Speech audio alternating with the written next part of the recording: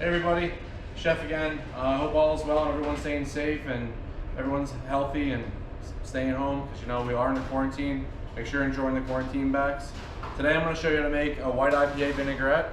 We have 2 white IPAs here, but before I get to that, we're going to talk about the great deal we got going on this weekend. We're going to do kind of like an Easter dinner thing. It's a 3-course meal for $25. It includes 2 beers. You get an awesome Cobb salad with the creamy green goddess dressing. You also have a roasted prime rib with beer glazed baby carrots, roasted herb potatoes, and a beer au jus. And it's served also with a caramel crunch cake. It's delicious. $25, guys. Get it while you can because we're totally going to sell out. Now I'm going to kick it with this. So for this recipe, guys, I'm using the white IPA. I'm using a local honey from Lukan's farm. I love supporting them. They got great product. They have great vegetables. Their honey is phenomenal. It's definitely good to support local honey, especially this time of year with allergies and stuff like that. This is a Hot Barons mustard rub that's included in your quarantine pack. This rub is awesome, great for making brines, great for making different types of rubs. I'm using Dijon mustard as well. That's my emulsifier. You can also use sunflower seeds, different things like that. Depends on what emulsification you're looking for. I'm also using a fresh orange. So over here, I have a microplane. You guys can have one of these or a zester at home. And what you're gonna do is you're gonna zest an orange. You're gonna take the zest, you're gonna use about half. If you want more of a citrus flavor, you can totally go more. Now when you're using this, you see how I have the orange just like this? You don't wanna push too hard on this. You wanna go nice and light.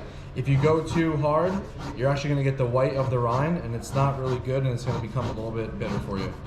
So you're gonna give it a quick little zest. I'm gonna zest about half of it.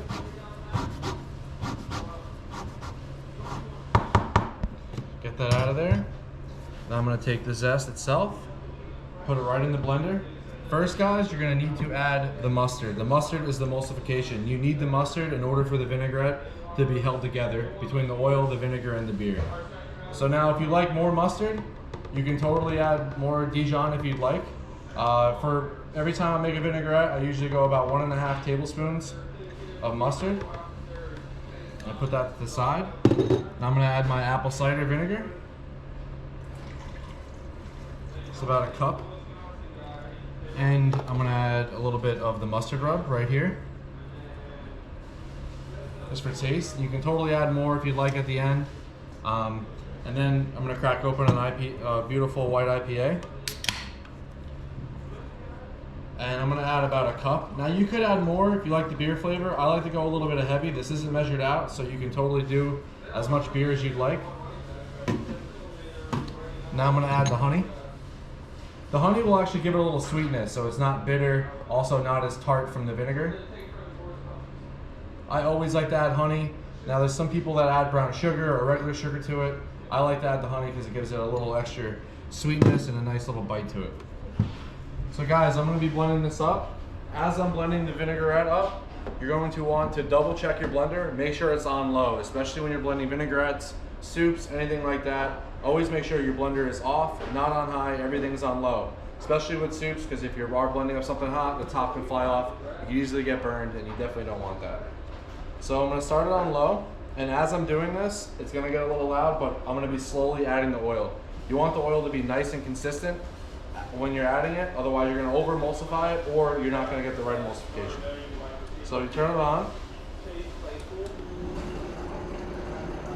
get that going a little bit, and as that's going, you're going to want to add a pinch of salt and pepper,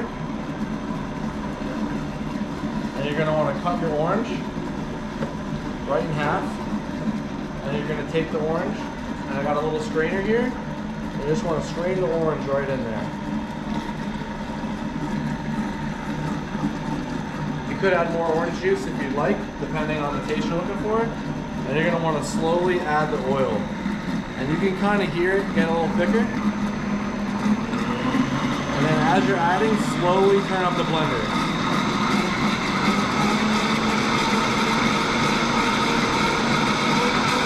The color's going to change on you.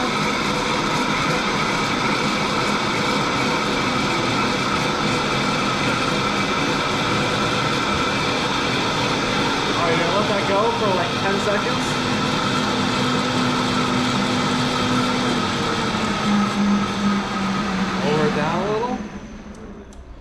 And if it's the consistency you want, awesome. You can totally leave it as is or add more oil if you'd like. I'm just gonna give it a quick little taste, see where it's at.